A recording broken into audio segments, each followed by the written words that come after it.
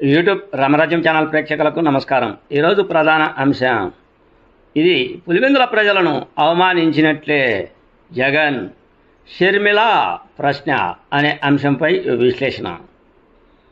ఈ విశ్లేషణ మీరు చూసే ముందుగా మీరు నా ఛానల్ను లైక్ చేయండి, షేర్ చేయండి, సబ్స్క్రైబ్ చేయండి. మీరు నా ఛానల్ను లైక్ చేసి షేర్ చేసి సబ్స్క్రైబ్ చేయడంతో పాటు ఇంకా నలుగురితో సబ్స్క్రైబ్ చేపిస్తే ఇదే వీడియో 10 నుంచి 20 మందికి చేరేందుకు మీరే అవకాశం కల్పించినట్లు ఉంటుంది. ఇక అసలు విషయానికి వద్దాం. ప్రజలు పులివెందుల నుంచి జగనన్నను ఎందుకు గెలిపించారు? అసెంబ్లీకి వెళ్ళి అధికార పార్టీని ప్రశ్నిస్తారు అని, ఓట్లు వేసిన ప్రజలకు న్యాయం చేస్తారు అని మిమ్మల్ని గెలిపించారు. కానీ నువ్వు అసెంబ్లీకి వెళ్ళను అంటున్నావు. అసెంబ్లీకి వెళ్ళాలంటే నాకు ప్రతిపక్ష హోదా కల్పించాలి అంటున్నావు.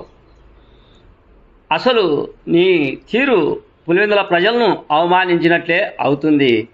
ఎందుకు అంటే నీవు ఏదో అసెంబ్లీకి వెళ్ళి మా తరపున న్యాయంగా పోరాడి మా సమస్యలను తీరుస్తావు అనే కదా నీకు ఓట్లు వేసి గెలిపించింది పులివెందుల ప్రజానీకం.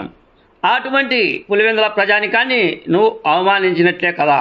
అసెంబ్లీకి వెళ్లకుండా ప్రతిపక్ష హోదా ఇవ్వలేదు అంటూ నువ్వు బయటనే మీడియా సమావేశంలో పాల్గొంటాను అంటూ చెప్పడం పద్ధతి కాదు. అసెంబ్లీ ఎమ్మెల్యే అనే దానికి ఎందుకు రాజ్యాంగం ఏర్పాటు చేసింది? ఎమ్మెల్యే అంటే నీకు తెలుసా అని ప్రశ్నించింది షర్మిల. ఏది ఏమైనప్పటికీ షర్మిల అనడం పట్ల ఇది పులివెందుల ప్రజానీకానికే అవమానకరంగా భావించవచ్చు అనేదే నా ఉద్దేశం. ఎందుకు అంటే పులివెందులలో దాదాపుగా వైఎస్ కుటుంబీకులకే పట్టం కడతారు పులివెందుల ప్రజానీకం.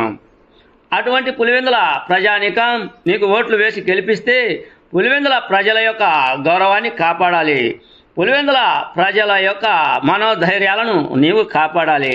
పులివెందుల ప్రజల యొక్క పరిస్థితులను, స్థితిగతులను మొత్తం ఆంధ్రప్రదేశ్లో నువ్వు ఏ విధంగా మనుగడ కొనసాగించే విధంగా ప్రయత్నించాలి అనే దాని మీద దృష్టి సారించకుండా పులివెందుల ప్రజానీకాన్ని, ఓట్లు వేసి గెలిపించిన ప్రజానీకాన్ని అవమానపరుస్తావా? అసెంబ్లీకి వెళ్ళవా అని సొంత చెల్లెలు షర్మిల ప్రశ్నించింది అంటే ఇదే నిజమే కదా అనిపిస్తుంది అనేదే నా ఈ చిన్న వీడియో.